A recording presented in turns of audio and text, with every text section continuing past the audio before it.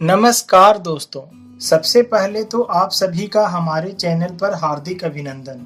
दोस्तों, कार्तिक मास के कृष्ण पक्ष की चतुर्दशी तिथि के दिन नरक चतुर्दशी का त्योहार मनाया जाता है। इस दिन भगवान कृष्ण यमराज और बजरंग बली की पूजा करने का मुख्य रूप से विधान है। इस दिन विधि विधान से पूजा करने वाले व्यक्ति को उसके सभी पापों से छुटकारा मिलता है।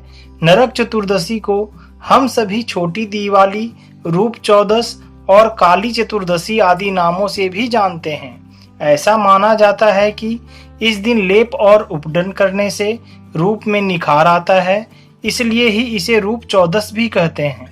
शास्त्रों के अनुसार नरक चतुर्दशी पर अभ्यंग स्नान करने वाले व्यक्ति को नरक के दोषों से मुक्ति मिलती है और उसके जीवन के सभी पाप समाप्त होते हैं। इस दिन तिल के तेल की मालिश करना भी शुभ माना जाता है। ऐसा करने से शरीर स्वस्थ रहता है। मान्यता है कि इस दिन जिस घर के मुख्य द्वार पर दीपक जलाया जाता है, उस घर में यमराज कभी भी प्रवेश नहीं कर पाते और वहां कभी भी अकाल मृत्यु का भय नहीं होता। इस साल नरक चतुर्दशी में अभ्यंग स्नान का शुभ मुहूर्त 14 नवंबर 2020 को सुबह 5:25 से सुबह 6:44 तक का है तथा चतुर्दशी तिथि 13 नवंबर 2020 को शाम 5:59 से प्रारंभ होकर 14 नवंबर 2020 को दोपहर 2:18 पर समाप्त हो रही है। आइए जानते हैं नरक चतुर्दशी के पूजन विधि के बारे में। नरक चतुर्दशी पर तिल के तेल की मालिश को काफी शुभ माना जाता है, इसलिए सुबह उठकर तिल के तेल की मालिश करें। इस दिन शाम के समय स्नान करने के बाद साफ वस्त्र धारण करें और दक्षिण दिशा में यम के निमित्त दीप अवश्य जलाएं। इसके बाद इसी दिशा में एक दीपक अपने पितरों के नाम से भी जलाएं। यह दीपक जलाने के बाद यमदेव और अपने पितरों से अपनी गलतियों के लिए क्षमा याचना करें। इसके बाद किसी निर्धन व्यक्ति को दीपदान अवश्य करें और आधी रात के समय अपने घर में अगर आपने कुछ कबाड़ जमा करके रखा हुआ है तो उसे बाहर ले जाकर फेंक दें। आइए जानते हैं नरक चतुर्दशी की कथा के बारे में।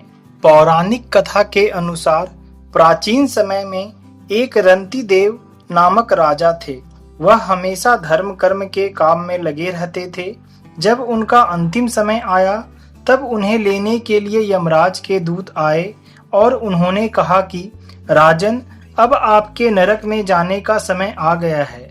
नरक में जाने की बात सुनकर राजा हैरान रह गए और उन्होंने यमदूतों से पूछा कि मैंने तो कभी कोई अधर्म या पाप नहीं किया। मैंने हमेशा अपना जीवन अच्छे कार्यों को करने में व्यतीत किया, तो आप मुझे नरक में क्यों ले जा रहे हैं? इस प्रश्न का उत्तर देते हुए उन्होंने बताया कि राजन, एक बार तुम्हारे महल के द्वार पर एक ब्राह्मण आया था जो बहुत देर तक तुम्हारे द्वार पर खड़ा रहने के बाद भूखा ही तुम्हारे द्वार से लौट गया। इस कारण ही तुम्हें नरक में जाना पड़ रहा है। यह सुनकर राजा ने यमराज से अपनी गलती को सुधारने के लिए 1 वर्ष का अतिरिक्त समय देने की प्रार्थना की। यमराज ने राजा के द्वारा किए गए नम्र निवेदन और जीवन भर उनके द्वारा किए गए सत्कर्मों का ध्यान रखते हुए उन्हें 1 वर्ष का समय दे दिया। यमदूतों से मुक्ति पाने के बाद राजा ऋषियों के पास गए और उन्हें पूर्ण वृत्तांत विस्तार से सुनाया।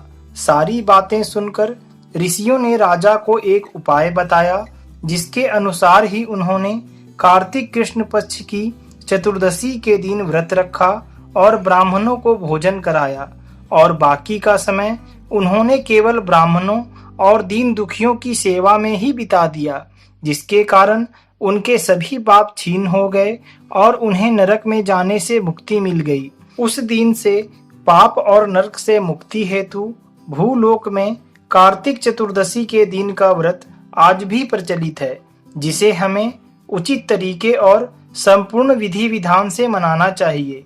इसी के साथ एक और कथा का भी वर्णन इस दिन मिलता है कि इस दिन भगवान कृष्ण ने नरकासुर का वध किया था, इसलिए इस चतुर्दशी का नाम नरक चतुर्दशी पड़ा। श्रीमद् भागवत पुराण के अनुसार नरकासुर नामक असुर ने अपनी शक्ति से देवी देवताओं और मानवों को परेशान कर रखा था। असुरों ने संतों के साथ साथ 16,000 स्त्रियों को भी बंदी बनाकर रखा था। जब उसका अत्याचार बहुत बढ़ गया तो देवता और ऋषि मुनियों ने भगवान श्री कृष्ण की शरण में आकर कहा कि हे प्रभु, इस नरकासुर का अंत कर पृथ्वी से पाप का भार कम करें। भगवान श्री कृष्ण ने उन्हें नरकासुर से मुक्ति दिलाने का आश्वासन तो दे दिया, लेकिन नरकासुर को एक स्त्री के हाथों मरने का शाप था। इसलिए भगवान कृष्ण ने अपनी पत्नी सत्यभामा को सारथी बनाया और उनकी सहायता से नरकासुर का वध किया। जिस दिन नरकासुर का अंत हुआ उस दिन कार्तिक मास के कृष्ण पक्ष की चतुर्दशी तिथि थी। नरकासुर के वध के बाद श्री कृष्ण ने सभी ऋषियों और कन्याओं को बंधन से मुक्त करवाया। 16,000 कन्याओं की मुक्ति और नरकासुर के वध के उपलक्ष्य में घर घर दीपदान की परंपरा शुरू हुई। भगवान कृष्ण ने इस दिन 16,000 कन्याओं का उद्धार किया। इसी खुशी में इस दिन महिलाएं 16 श्रृंगार करती है। इसी कारण नरक चतुर्दशी को रूप चतुर्दशी या रूप चौदस भी कहते हैं।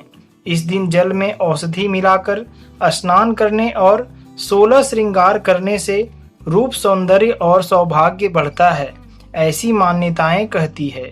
दोस्तों, इस दिन को काली चौदस कहने के पीछे एक वजह यह है कि पूरे भारतवर्ष में रूप चतुर्दशी के पर्व पर यमराज के निमित्त दीप प्रज्वलित कर यम के प्रति आस्था प्रकट किया जाता है। लेकिन बंगाल में इसे मां काली के जन्म दिवस के रूप में भी मनाया जाता है, जिसके कारण इस दिन को काली चौदस कहा जाता है। इस दिन मां काली की आराधना करने का विशेष महत्व होता है। काली मां के आशीर्वाद से शत्रुओं पर विजय प्राप्त करने में सफलता मिलती है। दोस्तों, आप इस दिन पूजा के साथ साथ इन मंत्रों का भी जाप अवश्य करें, आपको उत्तम फल प्राप्त होगा। जय श्री कृष्ण।